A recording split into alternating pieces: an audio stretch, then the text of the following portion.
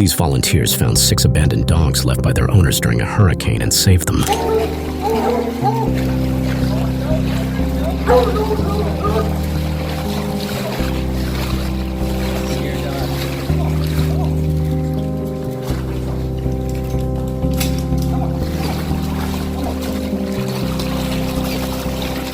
on, Poppy. It's okay. Come on. Come on. Let's go. Over here. Come on. Nice, Poppy. Come on.